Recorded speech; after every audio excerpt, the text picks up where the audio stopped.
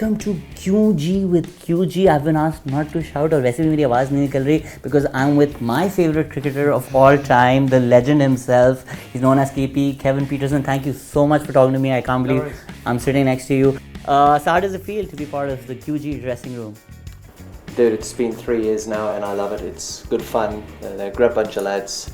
Nadeem brings that whole family orientated feeling to the rooms, and it's an easy place to play your cricket because you don't feel any pressure to do any great things. You don't feel any pressure when you fail. So I think that stands us in good stead. Talking about family, you tweeted this is going to be the last. It's family from now on. Yeah, man. Yeah. I got 5 games left in me, so I'll give that a good go, and then we'll see where we get to. But I've had 20 years of professional cricket, and I've been very lucky with no major injuries, no major concerns. So I've had my ups, I've had my downs, and it's time now to just cool it for a while. So was it by choice that PSL was going to be your last, or it just so happened that you decided?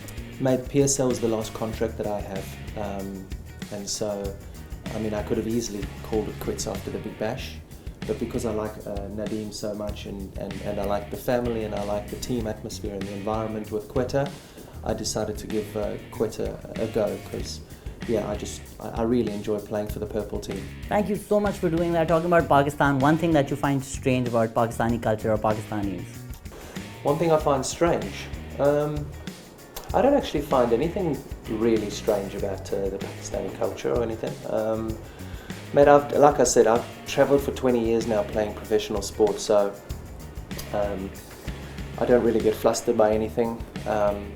I accept different cultures, I understand different people. The world is a wonderful place, and it's made up of different cultures, different people, different languages, and so yeah, it's, like I say, a fun team, a fun environment, and it's just been an absolute pleasure to do 3 years on the road with the purple team. Talking about language, any troubles understanding Sarfaraz and with the speed at which he talks?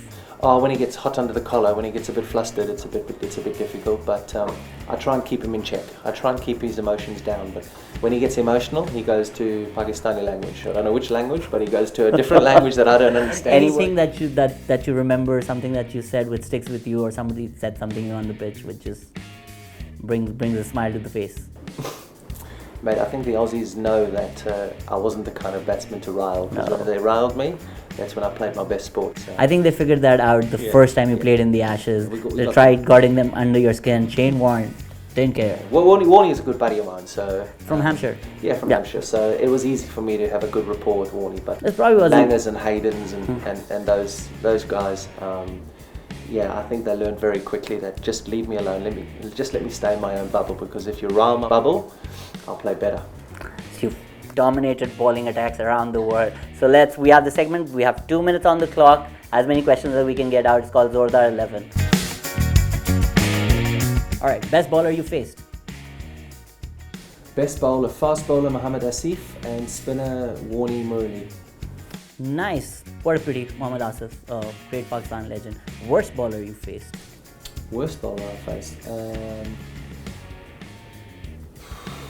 I've faced a couple of bowlers who've bowled the last over of a tea, before a tea break, or the last over a close of play, and they may be the worst. A guy like Shivana and Chanderpaul bowled an over of leg spin in an Old Trafford test match, and it felt like I was facing Shane Warne. I just did not want to get out to him that over, so he was probably the worst bowler I've faced, but actually the bowler with most pressure. Best captain you played under? Michael Vaughan. Best captain you played against? Shane Warne. Other PSL franchises this year which you feel like might just win? Mate, it's so evenly bunched at the moment. Okay, Lahore's having an absolute nightmare again. We know Lahore's never winning.